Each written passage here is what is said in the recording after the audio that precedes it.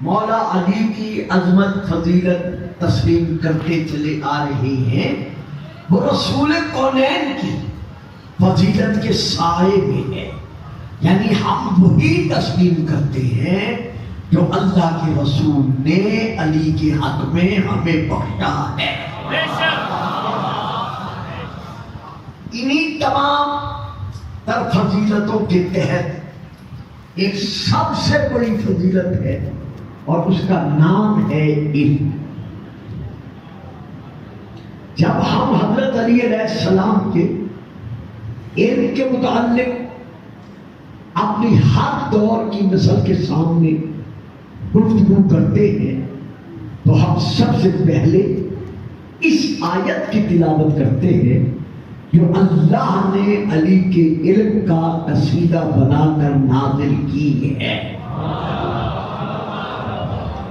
اور وہ آیت سورہ یاسین کی آیت نمبر 12 ہے، جو اللہ نے بیان کی ہے زبان بے زبانی کے ساتھ۔ وَكُلَّ شَيْءٍ أَحْصَيْنَاهُ فِي إِمَامٍ مُبِينٍ۔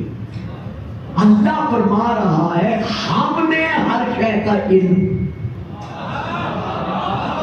یعنی ہم أَحْصَيْنَاهُ، ہم ہر شے کا علم گن گن کر امام مبین کے سینے میں رکھ دیا ہے۔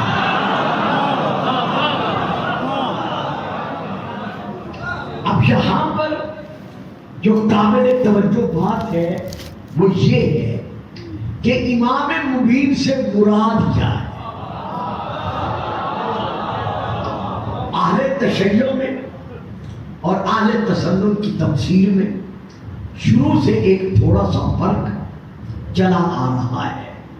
ہمارے اہل سنت علماء کے نزدیک اس تفسیر میں چند ایک اقوال تعبیر ہیں، جن میں سے پہلا قول یہ ہے کہ امام مبین سے مراد قرآن ہے، کیونکہ قرآن کا دعویٰ ہے وَلَا رَطْبٍ وَلَا يَابِسٍ إِلَّا فِي كِتَابٍ مُبِينٍ، کہ اس کتاب میں ہر خشک و تر کا ذکر موجود ہے، لہذا اس سے مراد امام مبین سے مراد قرآن ہے۔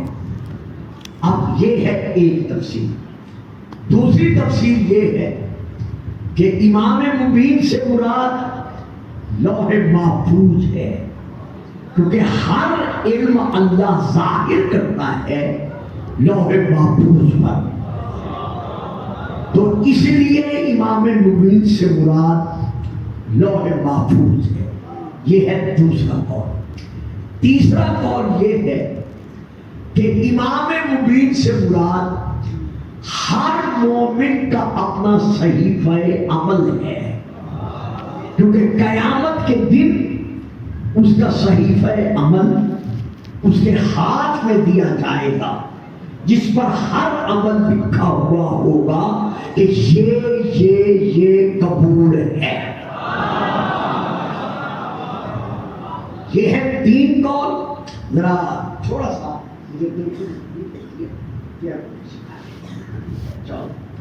یہ ہے تین قول، بس ٹھیک ہے۔ چوتھا قول یہ ہے کہ امام مبین سے مراد خود اللہ ہے، کیونکہ اللہ علیم ہے تو لہذا امام مبین سے مراد خود اللہ کی ذات ہے۔ یہ چند ایک اقوال ہیں جو مشہور ہیں، اس کے علاوہ باقی اور بھی ہیں، لیکن چونکہ وقت آپ جانتے ہیں کہ مجھے گھنٹے کے اندر تمام کرنا ہوتا ہے، تو یہ وہ اقوال ہیں جو ہمارے علماء اہل سنت حضرات کی طرف سے مشہور اقوال جو ہیں وہ یہ ہیں۔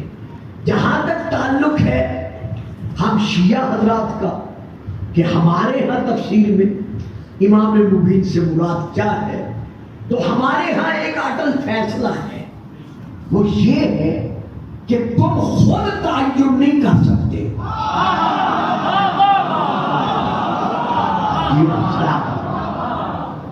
یہ شیعہ حضرات کے ہاں ایک قانون ہے کہ ہم اپنی مرضی سے تفسیر نہیں کر سکتے، کیونکہ ہمارے ہاں خاص طور پر جتنے شیعہ نوجوان بیٹھے ہیں اور مجالس میں جانے کے عادی ہیں، وہ صفحہ ذہن پر یہ نقش کر لیں کہ شیعہ مذہب میں تفسیر پہ رائے حرام ہے۔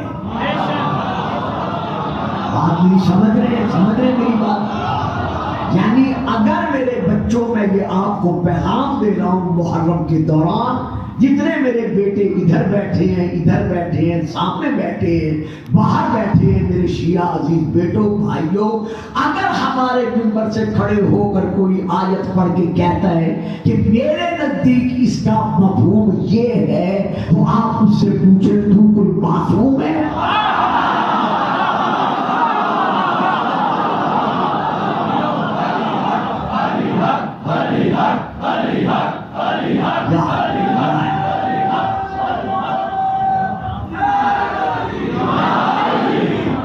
تو یہ ذہنوں میں بٹھا لو، شیعہ مذہب کے کسی مجتہد کو بھی یہ حق حاصل نہیں ہے کہ وہ یہ کہے کہ میرے نزدیک تفسیر یہ ہے۔ قرآن کی آیت کی تفسیر بیان کرتے وقت اسے کہنا پڑے گا قال رسول اللہ،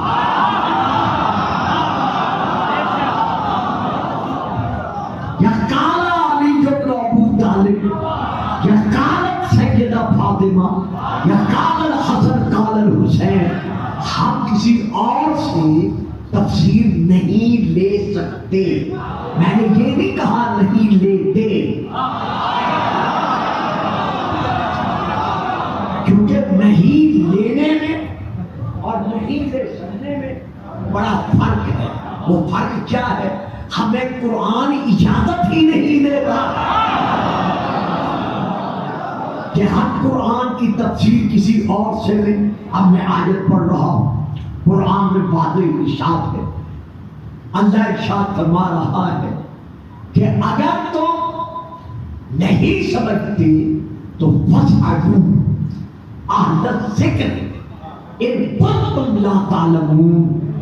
اگر تم قرآن کی آیت کی تفسیر کو نہیں سمجھ سکتے تو خبردار اپنے ذہن سے فیصلہ نہ کرنا، بلکہ تم اس کے لیے سوال کرو، تم اس کے لیے پوچھو۔ کس سے پوچھو؟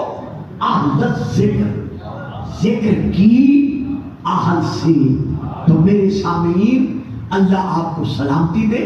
میں جتنی دعائیں دے سکتا ہوں کم ہے کہ اتنی تاخیر سے میں حاضر ہوتا ہوں، اور آپ ذکر محمد و آل محمد سننے کا جو جذبہ رکھتے ہیں، یوں پتہ چلتا ہے رات ابھی شروع ہی نہیں ہوئی۔ ضرور پڑھیے گا صلوات۔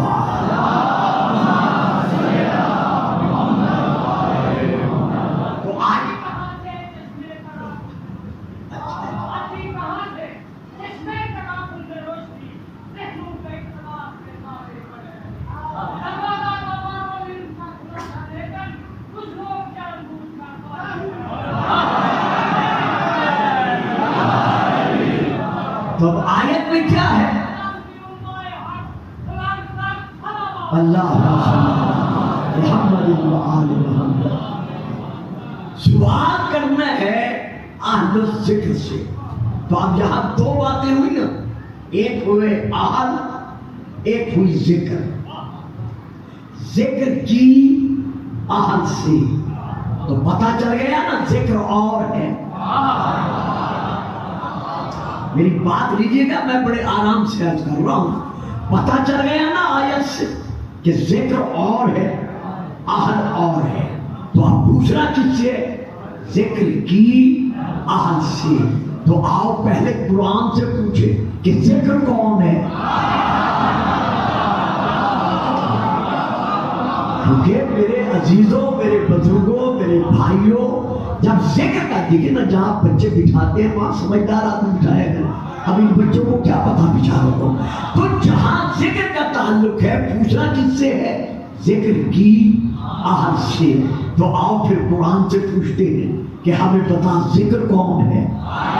تو جب قرآن سے ہم نے پوچھا کہ قرآن بتائیے یہ ذکر کون ہے؟ تو لو میرے بھائیو، قرآن نے پکار پکار کر کہا قد انزل اللہ الیکم ذکرا رسولا، ہم نے تمہاری طرف ذکر کو رسول بنا کے بھیجا۔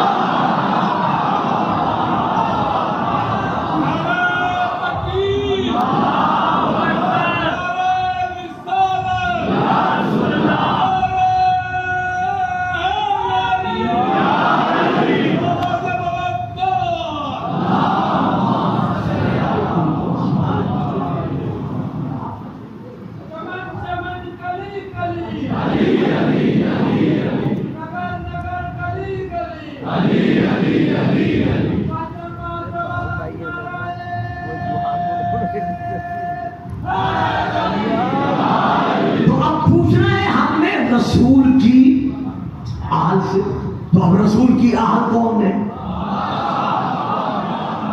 تو دوستو، بھائیوں، بزرگوں، عزیزوں، یہ ہے ترمذی شریف، یہ ہے کنز الامات، یہ ہے ابن ماجہ، یہ ہے الصواعق المورقہ، یہ ہے جناب المودت، یہ ہے مودت القربہ، یہ ہے ارجح المطالب، باقی کتابیں بہت ساری ہیں، ٹائم نہیں ہے۔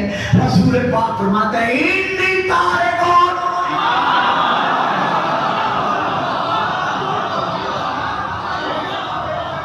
فیکم الثقلین، میں تم میں دو قیمتی تر گراں قدر تر چیزیں چھوڑ کر جا رہا ہوں۔ انی تارکن فیکم الثقلین، کتاب اللہ و عبرتی اہل بیتی، ایک اللہ کی کتاب ہے اور ایک میری اہل بیت ہے۔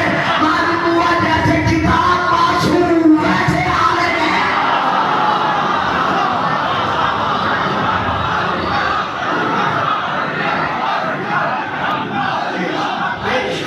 بے شک بے شک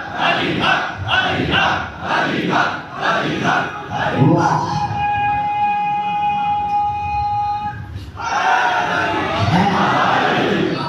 بڑی مہربانی صاحب، بہت بہت شکریہ۔ میں تم میں دو گراں قدر چیزیں چھوڑ کر جا رہا ہوں، بنا کے نہیں جا رہا، بلکہ چھوڑ کے جا رہا ہوں۔ معلوم ہوا جہاں سے قرآن آیا ہے،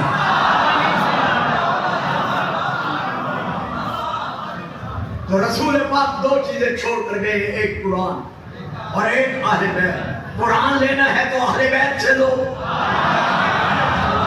اور اگر اہل بیت کو سمجھنا ہے تو قرآن سے لو، اور اگر اہل بیت کے دروازے پر نہیں جانا تو پھر سوچنا پڑے گا کہ رسول آیت تطہیر کے نزول کے بعد کس کے دروازے پہ اٹھے رہے گا۔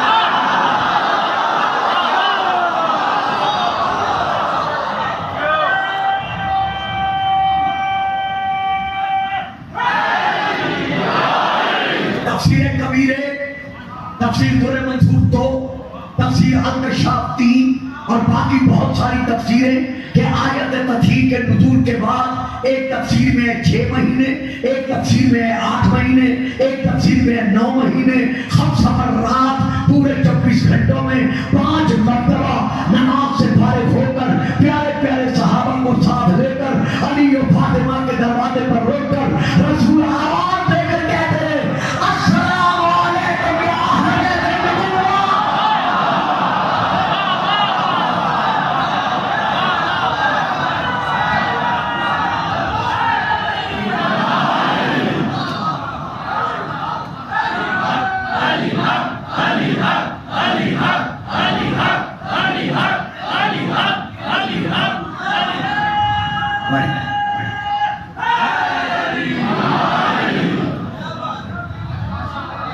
تو تفسیر ہم لیتے ہیں، میں کسی اور کی بات نہیں کرتا، باقی بھی سب لیتے ہیں، لیکن ہمارے ہاں تفسیر لینی یا رسول سے ہے یا رسول کی اہل بیت سے ہے۔ تو اب لیجئے، میں شیعہ تفسیر کا حوالہ دے رہا ہوں کہ ہمارے ہاں امام مبین سے مراد کون ہے۔ ہماری تفسیر کا نام ہے تفسیر البرہان، عربی میں ہے اور بڑی پرانی اور بڑی مشہور ہماری تفسیروں میں سے ہے. اب اس کا ترجمہ اردو میں ہونا لاہور سے شروع ہو گیا ہے. ایک آدھ جلد مجھے پتہ چلا ہے شاید آپ ہی کہی ہے. بہر خیر اس تفسیر البرہان میں ہے کہ حضرت عبداللہ بن عباس رضی اللہ تعالی عنہما یہ بیان کرتے ہیں کہ جب یہ آیت نازل ہوئی وَكُلَّ شَيْءٍ أَحْصَيْنَاهُ فِي إِمَامٍ مُبِينٍ، رسول پاک نے حسب ثابت آیت کی اپنے پیارے پیارے صحابہ میں بیٹھ کر جب تلاوت فرمائی تو صحابہ کرام رضوان اللہ علیہم اجمعین میں سے دو صحابی اٹھ کر کھڑے ہوئے اور انہوں نے عرض کیا یا رسول اللہ آیا اس امام مبین سے مراد تورات ہے؟ واہ! آپ نے فرمایا اللہ اس سے مراد تورات نہیں ہے. انہوں نے پھر عرض کیا مولا کیا اس سے مراد انجیل ہے؟ فرمایا وہ بھی نہیں ہے اللہ. انہوں نے پھر گزارش کی کہ مولا کیا اس سے مراد قرآن ہے؟ کیونکہ قرآن کا دعویٰ ہے وَلَا رَتْبٍ وَلَا يَابِسٍ إِلَّا فِي كِتَابٍ مُبِينٍ، اس کے دامن میں ہر شے کا ذکر ہے. تو آیا قرآن مراد ہے؟ آپ نے فرمایا لا، ثابت قرآن نہیں ہے.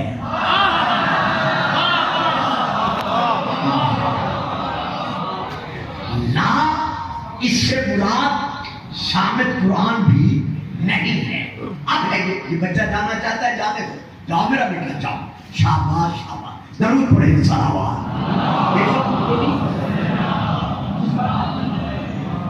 ایک بار پھر ضرور پڑھیں صلوات. تو اس وقت رسول آرام سے بیٹا، آرام سے میرا بیٹا، سختی بالکل نہیں کرنی. یہی بچے ہمارا مستقبل ہے. ضرور پڑھیے گا صلوات.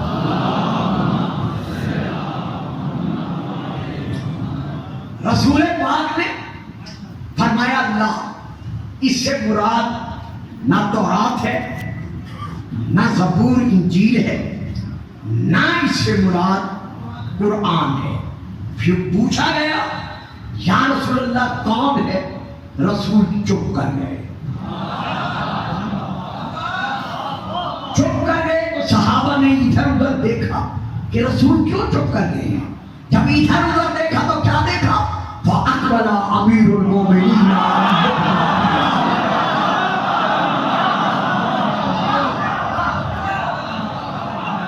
واجب جیتے رہے سلامت رہے.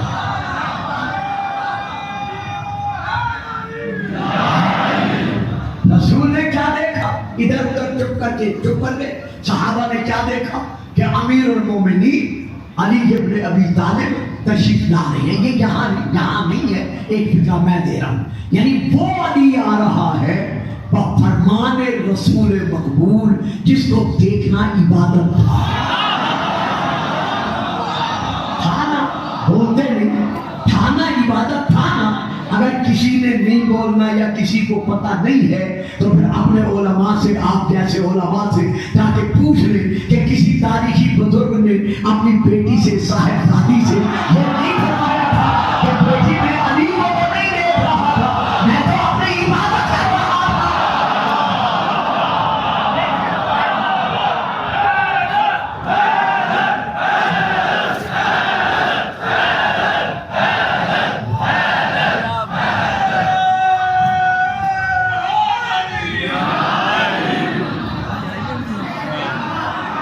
بڑی مہربانی جی، بہت بڑی مہربانی. تو اب سب نے دیکھا فَأَقْبَلَ أَمِيرُ الْمُؤْمِنِينَ علی ابن ابی طالب. سامنے سے علی ابن ابی طالب تشریف لا رہے ہیں. اب رسول نے فرمایا فقال رسول اللہ علیہ وآلہ وسلم هو هذا الذی احصى الله فیہ علم کل شیء. اور لے لو تو بچے دے سکتے ہو، باقی تو سارے ماشاءاللہ لے رہے ہیں. میں اپنے بیٹوں سے کہہ رہا ہوں ایک فکرہ اور لے لو، وہ یہ ہے کہ احسا ایک پا کے مانا جائے. کیوں یہاں کہا ہے آنکھ میں نہ ہو. یہ ریوڑ جو بکریوں کا ہوتا ہے اس کا چرواہا عرب میں رواج تھا. جب گلے سے اس چرواہا ان بکریوں کو دمبیوں کو بھیڑوں کو نکالتا تھا تو اس نے ایک بہت بڑا وہ لوٹا سا ڈبہ سا بنایا ہوا ہوتا تھا جس میں ٹھیکریاں ہوتی تھی, جس میں لکھا ہوا ہوتا تھا 1 2 3 4 5. تو جب وہ ایک بکری نکلتی تھی وہ ایک اس کا الگ کر دیتا تھا, پھر دوسرے کا پھر الگ کرتا, تیسرے کا پھر الگ کرتا. جب واپس آتی تو اب جب باڑے میں داخل ہونے لگتی تو وہ اسی طرح 1 رکھتا, پھر 2 رکھتا, پھر 3 رکھتا. کیوں؟ تاکہ میں بھول نہ سکتا. تو اللہ فرما رہا ہے ہم نے یہ علم ہر شے کا گن گن کر امام مبین یعنی علی کے سینے میں رکھ دیا ہے. تو پتا چل گیا کہ علی کے علم میں بھولنا نہیں ہے.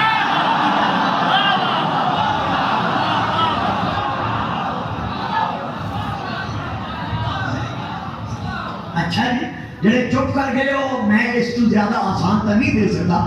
معلوم ہوا علی کے علم میں نسیان نہیں ہے. ابھی بھی کافی حضرات میں دیکھ رہا ہوں خاموش ہو گئے ہیں. میں اس سے زیادہ تشریح نہیں کر سکتا. علی کے علم میں نسیان نہیں ہے, علی کے علم میں بھول نہیں ہے, علی کے علم میں خطا نہیں ہے. علی کے علم میں کیا ہے؟ سلونی سلونی کرنا.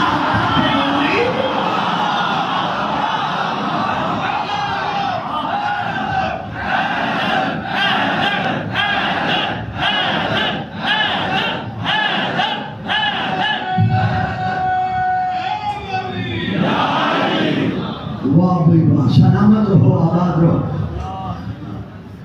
یہاں ایک بات میں دیتے چلوں پھر آگے بڑھتا ہوں. جب حضرت علی علیہ السلام کے سر مبارکہ پر فرق مبارکہ پر زہر میں بجھی ہوئی تلوار لگی تھی اور کافی خون بہہ گیا تھا, آپ کو اٹھا کر گلی میں خیبری میں لٹا کر جب گھر لے آئے تھے, باہر سارا مسلمانوں کا اجتماعی اجتماع تھا. ایسے عالم میں علی نے اپنے بیٹے جناب حنفیہ سے فرمایا کہ بیٹا حنفیہ دروازے کے باہر جاؤ, جتنے مسلمان اور مسلمات دروازے کے باہر ہیں ان سے جا کر کہو میرے بابا کہہ رہے ہیں سلونی سلون.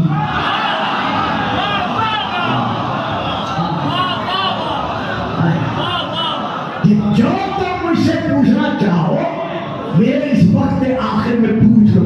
جناب حنفیہ دل سے ہاتھ باندھے, ہاتھ باندھ کر کہا بابا جان ساری زندگی آپ علم کے دریا جاری فرماتے رہے ہیں, آپ کی زبان سے علم کے چشمے پھوٹتے رہے ہیں. اب یہ بھی کوئی وقت ہے کہ آپ کے سر پر ضرب لگ چکی ہے, سختی حالت ہے, پھر بھی فرما رہے ہیں ان سے کہو جو مرضی میں آئے پوچھ لے. کہا بیٹا امام ہوتا تو ایسا نہ کہتا. نہیں مجھے افسوس ہے میرا پتا مجھ لوگوں نے نہیں دیا. امام ہوتا تو ایسا نہ کہتا. کہا بابا پھر سمجھائیے مجھ کو. کہا بیٹا یہی تو وقت ہے کہ یہ لوگ آئیں آگے کرے سوال میں دوں جواب, پھر ان کو پتا چلے کہ میں علی نبی نہیں ہوں, میں نبی کا وسیع ہوں, میں نبی کا وزیر ہوں, میں نبی کا خلیفہ ہوں. میرے کا یہ مقام ہے تو نبی کے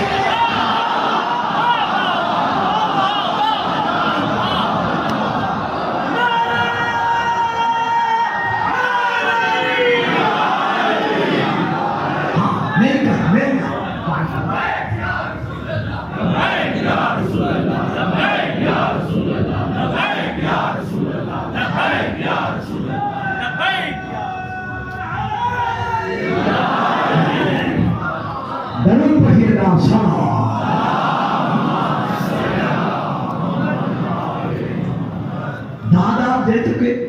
بڑی آپ کی مہربانی, انتہائی آسان طریقے کے ساتھ آپ نے ابتدائی کلمات قبول فرمائے ہیں.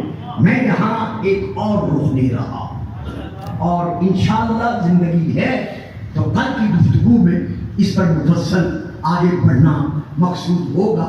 وہ میں یہ دینا چاہتا ہوں کہ علماء حکمت کے نزدیک ہاں وہ اہل شیعہ ہے ہاں وہ اہل سنت ہے، معقولات کی دو قسمیں ہیں، موجود اور معدوم، یعنی ہونا اور نہ ہونا۔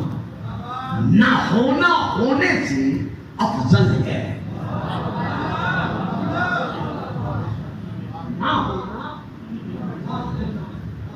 ہونا تو وہ نہ ہونے سے افضل ہے۔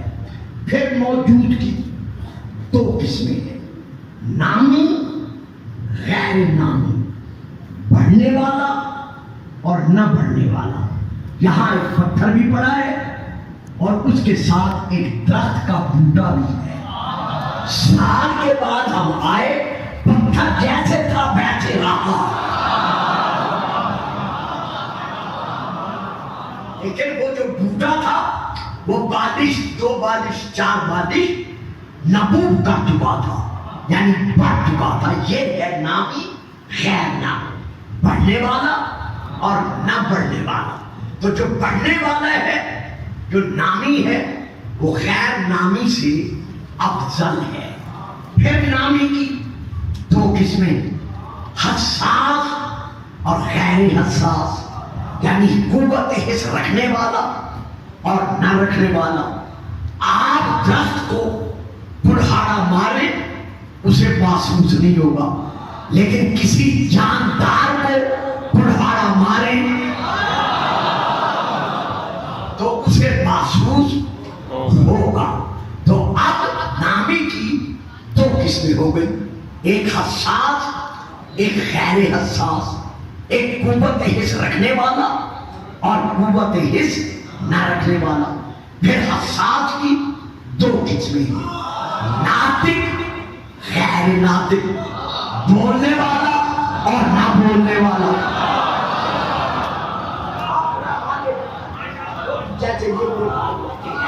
پھر کیونکہ میں نے کچھ تھوڑی بہت بات کرنی ہے، تو پھر 2 قسمیں ہیں، ایک ناطق ایک غیر ناطق، ایک بولنے والا ایک نہ بولنے والا۔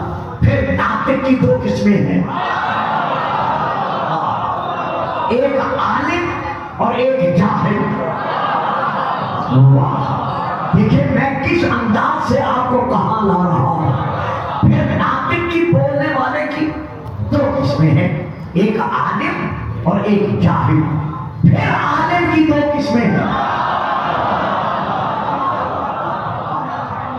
ایک کا علم ہے کسبی اور ایک کا علم ہے واقعی۔ اب آپ سوچیں گے کسبی کیا ہوتا ہے، واقعی کیا ہوتا ہے؟ بچوں کسبی علم نہیں ہے، وہ ادھار ہے، وہ تقلید ہے۔ یعنی وہ علم جو ہے وہ ہم حاصل کرتے ہیں۔ کیسے حاصل کرتے ہیں؟ اخرجکم من بطون امہاتکم لا تعلمون شیئا۔ اے حضرت انسان، جب ہم نے تجھے تیری ماں کے تاریک سمندر سے اور روشن ساحل کے ساتھ تجھے ہمکنار کیا تو تیری علمی کیفیت کیا تھی؟ لا تعلمون شیئا۔ واہ جی واہ، جیتے رہو، سلامت رہو۔ تو بالکل جاہل قدرت تھا، اتنا بڑا جاہل تو تھا کہ تم ماں کے ہاتھوں پر ہونے کے باوجود رو تو رہا تھا، لیکن تجھے یہ پتا نہیں تھا کہ میرا مرکز غذا جو ہے، مرکز غذا جو ہے وہ ماں کے جسد مبارکہ میں کہاں ہے۔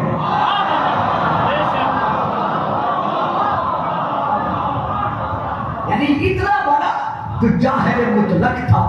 تو اب تجھے علم ادھار کے طور پر ملنا شروع ہوا، کچھ ماں نے دیا، گاؤں سے آگے بڑھا، پھر سوسائٹی نے دیا، محلے سے آگے بڑھا، پھر اسکول میں چلا گیا، وہاں سے آگے بڑھا، پھر کالج پہنچ گیا، وہاں سے اور آگے بڑھا، یونیورسٹی چلا گیا، پھر اور آگے بڑھا، لائر بن گیا، ڈاکٹر بن گیا، انجینئر بن گیا، یہ بن گیا، وہ بن گیا، وہ بن گیا۔ جب آیا تھا کچھ نہ تھا۔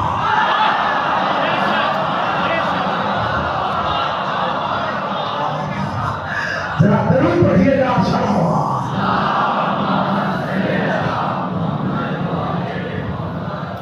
کئی گھرانوں میں شوق ہوتا ہے کہ جیسے بچہ بولنے لگتا ہے تو وہ کوشش کرتے ہیں پہلے قرآن کا حافظ بنے اور پھر کچھ اور پڑھے.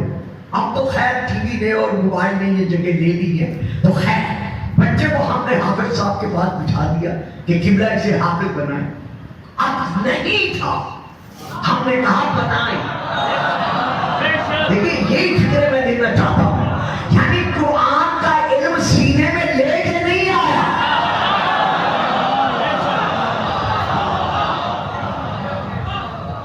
اسی لیے ہم نے حافظ صاحب کے پاس بٹھایا کہ آپ اسے قرآن کا حافظ بنائیں.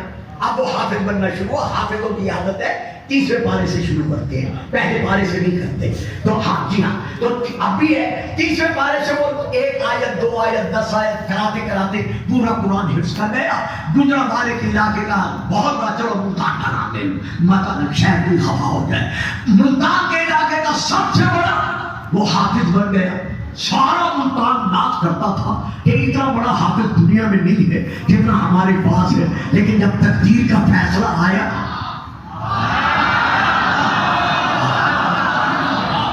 جب تقدیر کا فیصلہ آیا، آنکھیں بند ہوئی اور روح مبارکہ نے پرواز کی تو جیسے سینہ علم سے خالی لایا تھا،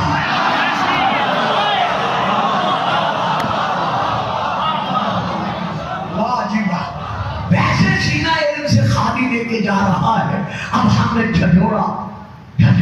حافظ صاحب پہلے قرآن سناتے تھے 10,000 لیتے تھے، 20,000 لیتے تھے. اب ہم 50,000 دیتے ہیں، 1,00,000 دیتے ہیں، 50,000 دیتے ہیں. ایک آیت سنا دو، خیری آوازیں پڑھ لے، کوئی یہ بھی ساتھ نہ تھا.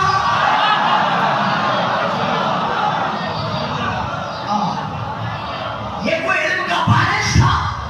یہ تو ادھار کا علم تھا. ادھار ہمیشہ کبھی نہ کبھی پلٹانا پڑتا ہے. تو آپ یہ سنا نہیں سکتا کیوں؟ علم کسبی تھا، علم ادھار تھا. پتہ نہیں میں آپ کو کہاں لے گیا اور آپ پھر پیچھو کر کے بیٹھے ہوئے. جن کا علم کسبی نہیں ہے وہ بھی ہے، سن ہم سے جدا ہو رہا.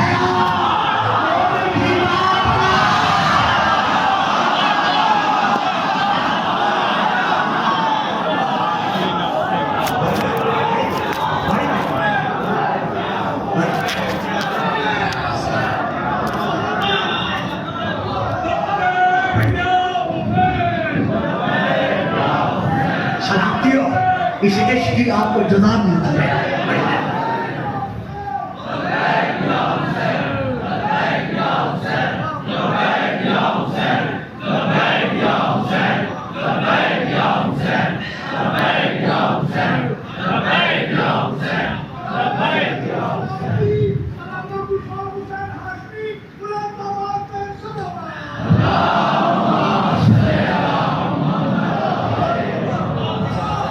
تو یہاں علم کسبی نہیں تھا، یہاں علم وہابی تھا. وہ باپ ہے. پھر فکرہ دے رہا ہوں ذرا بیدار ہو جائے، سو رہے ہیں. وہ باپ ہے جو 3 دن کا تھا، رسول کے ہاتھوں میں آیا. جس کے ہاتھوں میں انگریزوں نے کلمہ پڑھا، اس نے اس کے ہاتھوں میں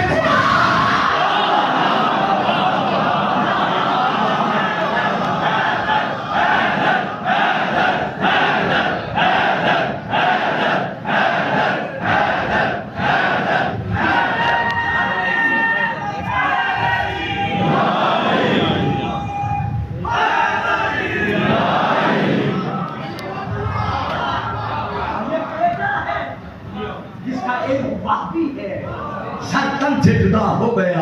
لیکن نیزے کی نوک پر قرآن سنا کر بتا رہا ہے کہ سن کے علم لینا اور بات ہے،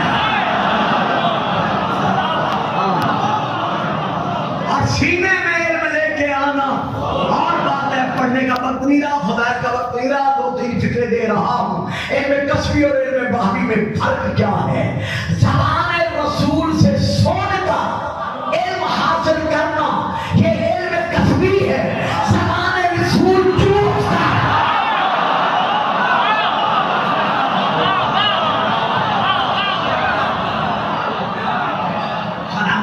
سب کی سلام، سب کی سلام۔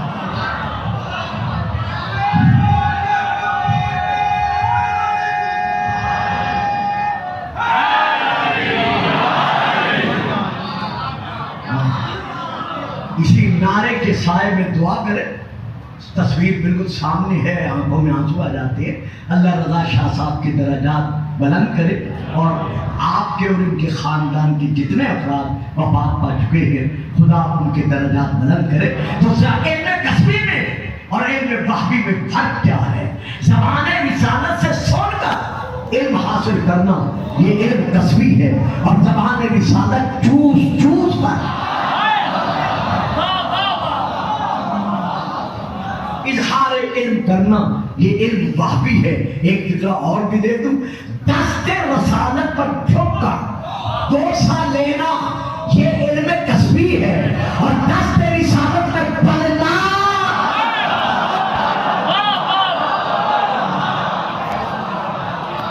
اچھا جی ایک فکرہ اور بھی دے دوں، اگر آپ لینے پہ تر رہے ہیں، حالانکہ میں دینا بھی چاہتا وقت نہیں رہا، نقش قدم نبوت و رسالت پر سر جھکانا یہ علم کسبی ہے، اور نقش رسالت پر روک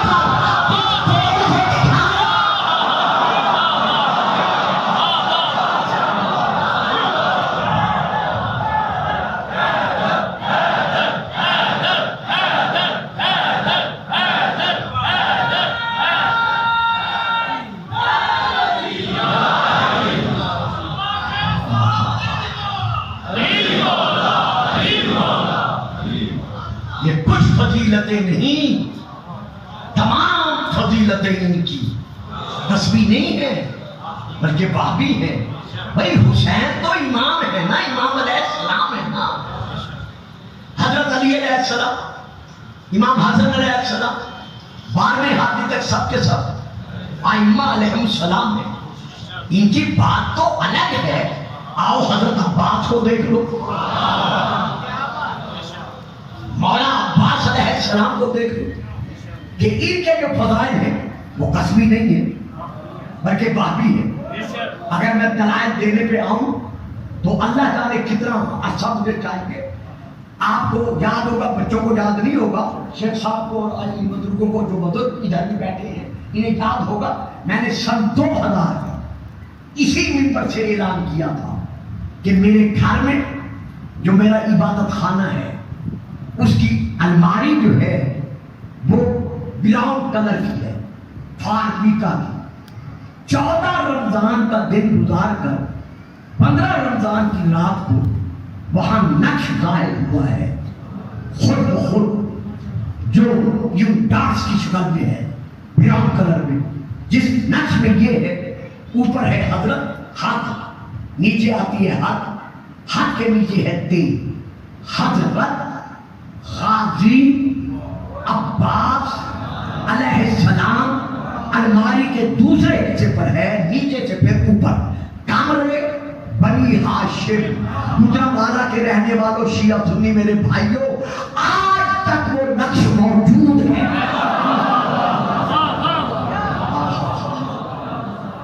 یعنی آپ میں سے کسی کا کبھی بھی ملتان، اس خاندان میں سارے نے دیکھا ہوا ہے، یہ جو سادات سید صفدر شاہ کی فیملی ہے، ساری جب ملتان آئی ہے تو انہوں نے دیکھا ہوا ہے۔ آپ جب بھی آپ میں سے کوئی ملتان آئے مجھے کال کرے، اگر میں ملتان میں ہوں تو آئیے، خود دیکھیے، اندازہ لگائیے کہ ان کے فضائل قصبی نہیں ہیں بلکہ ان کے فضائل وحبی ہیں۔ یعنی کتنا بڑا انعام بخشتے ہیں یہ اپنے دروازے کے غلاموں کو۔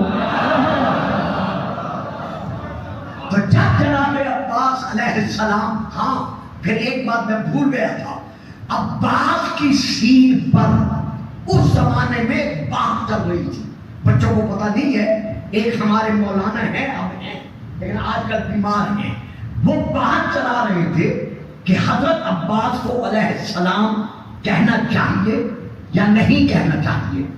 تو ان دنوں میں نے اپنے کمرہ عبادت میں بیٹھ کر یہ دعا بھی مانگی تھی کہ یا اللہ اس مسئلے کو حل کر تاکہ میری قوم میں انتشار پیدا نہ ہو، کیونکہ یہ مسئلہ بہت بڑھ گیا تھا۔ تو آپ آئیں، آ کے دیکھیں۔ کی سیل پر علیہ السلام لکھا ہوا ہے.